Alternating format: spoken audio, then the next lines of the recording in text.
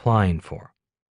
Rich Dad had told me that if I wanted to be an entrepreneur, I had best do my homework at the communications level of the BI triangle. After 2 interviews, it was obvious that IBM was not the company for me, and I am certain they knew that I was not the employee for them. After 5 interviews at Xerox, however, I was on the short list of 10 candidates applying for 4 positions. The final interview was with the Honolulu branch manager. On that day, 6 of the 10 finalists sat outside his office. The other 4 candidates had already been interviewed. At the time of the interview, I was still in the Marine Corps and was dressed in my Marine Corps uniform. Sitting outside the branch manager's office, I nervously surveyed my competition. All of them were younger than I was, fresh out of college, very attractive men and women, and dressed like corporate executives. The Vietnam War was still on and very unpopular in some circles, which meant men in uniform were unpopular in those circles as well. Being off the military base and in downtown Honolulu among civilians was not fun. I had never been spit on, but I was spit at several times. Sitting next to these young people in business attire, I felt really out of place in my Marine Corps uniform, which consisted of a short-sleeve khaki shirt, green slacks, short haircut, and military decorations. Finally, the secretary notified me that the big boss was ready to talk to me. I entered his office and took a seat in front of him. Reaching across the desk to shake my hand, he wasted no time in saying what he had to say. "I've reviewed your file. You come highly recommended by the rest of my staff who interviewed you. They believe you could be a valuable asset to our sales team." With that, I took a deep but quiet breath and waited for the good or the bad news. Although he was saying nice things, I noticed that he had trouble looking at me. His eyes were constantly buried in my file folder. Finally, he looked up and said, "I hate to tell you this, but I am going to be the one who turns you down." Standing, he extended his hand and said, "Thank you for applying." I stood and shook his hand, but my blood was boiling. I wanted to know why. Why was I turned down? Figuring that I had nothing to lose, I asked, "With all due respect, sir, would you mind telling me why you're turning me down? You haven't even given me the courtesy of an interview. Can you give me a specific reason why you're so sure I'm no longer a candidate?" "Now is not the time," said the branch manager. "At this moment, we have 10 excellent applicants and only 4 openings.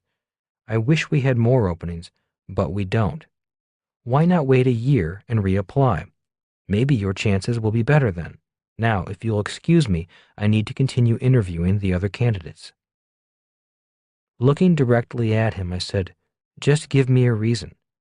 How can you tell which one of us is better than the other without an interview? Besides, I believe this is a very rude way to treat me.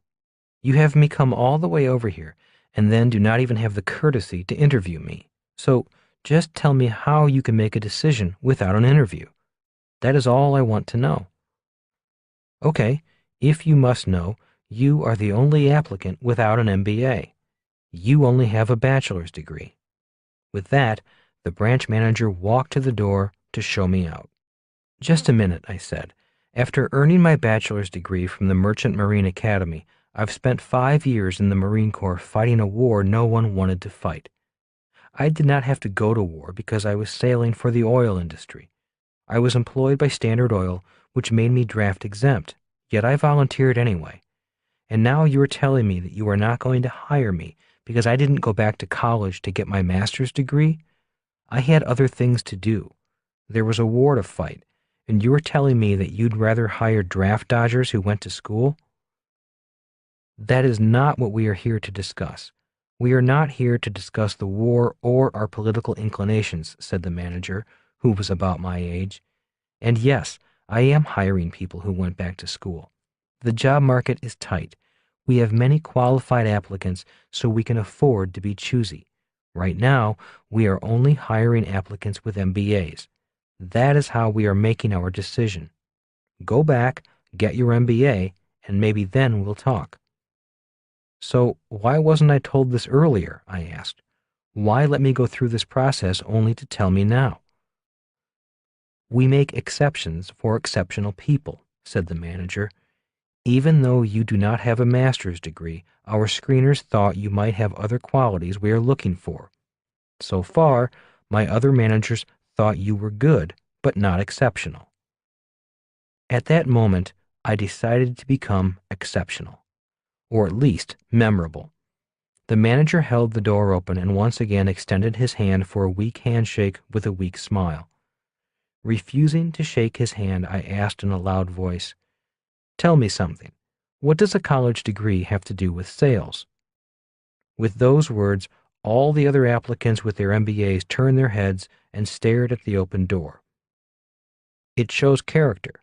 It shows dedication and a high degree of intelligence. "So what does a college degree have to do with sales?" I repeated. "Okay," said the manager. "What makes you think you can sell, Mr. Marine? What makes you think you're better qualified to sell than these applicants who have more education than you?" "Because I have spent 5 years getting a different kind of education, an education you cannot find in school. While these kids were cramming for college exams, I was flying a helicopter into Viet Cong machine gun nests. My education has been in leadership, to bring out the best in my troops, even though we were all terrified. Not only have we been trained in classrooms to think under pressure, we have had to think under pressure in actual combat. Most important, I have been trained to think of the mission before I think of myself, to think of my men before I think of myself. These college kids have been trained to merely kiss butt for a higher grade." To my surprise, the branch manager was listening. I had his attention. At that moment, I decided to go for the close. Even though I do not have an MBA, I know I have the guts, the courage, and the ability to think under pressure. I know because I have been tested, not in the classroom, but on the battlefield. I know your job is to beat IBM, just as my job was to beat the Viet Cong. For a year, I have been flying my gunship against the Viet Cong, a competitor far tougher and more determined to win than any IBM sales rep. My training for the past 5 years has allowed me to beat the Viet Cong. That is why, even though I do not have an MBA, my Marine Corps education has prepared me to beat IBM. If you think an MBA program trains these kids to beat IBM on the street, by all means hire them. I have my doubts, but I do not have doubts about me. If I can beat the Viet Cong, I know I can beat an IBM sales rep, even if they have an MBA and I don't." The entire office area was silent. Looking down the row of hopeful applicants, briefcases carefully placed at their sides or on their laps, I could see the MBAs shaking a little. They heard everything I said. Turning to the branch manager, I shook his hand and thanked him for listening. I had said my piece. Smiling, I said, "I think I'll go work for your competitor." "Just a minute," the branch manager said softly. "Please step back into my office.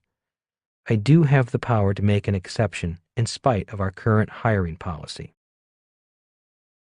Nothing to lose. After being hired, I went to Rich Dad's office to tell him the news. I also told him what I said once I heard I was not going to be hired. He smiled and said, "Sometimes we win the most when we have nothing to lose." He also said, "The hard part for most people is getting to nothing. Most people would rather hang on to a little than let go and get to nothing." 4 years of misery. Learning to sell was much harder for me than learning to fly. In fact, there were many days I wished I were back in Vietnam flying against Viet Cong machine gun nests instead of being on the streets of Honolulu knocking on doors. Basically, I am a very shy person. Even today, parties and social events are painful for me. So, knocking on the doors of strangers was a terrifying daily experience. For 2 years, I was the worst salesperson on the Xerox sales team. Every time I saw the branch manager in the hallway, I was embarrassed. I saw him. I remembered the Vietnam hero speech I gave to get the job. At my semi-annual reviews, my branch manager always reminded me that he had hired me on faith and how his faith in me was slipping. Finally, on the verge of being fired, I called Rich Dad and asked for a meeting. Over lunch, I explained to him that I was failing. My sales numbers were down, my income was down, and I was always at the bottom of the list of salespeople. What do you think my problem is? You're not failing fast enough. Rich Dad laughed his usual laugh. His laugh was his way of letting me know that I was okay and just stuck in the learning process. How many cold calls do you make a day? He asked. 3 or 4 on a good day, I replied. Most of the time, I am doing busy work at the office or hiding in some coffee shop, working up the courage to go knock on another door. I hate making cold sales calls. I hate rejection. I do not know anyone who likes rejection or making cold calls, said Rich Dad.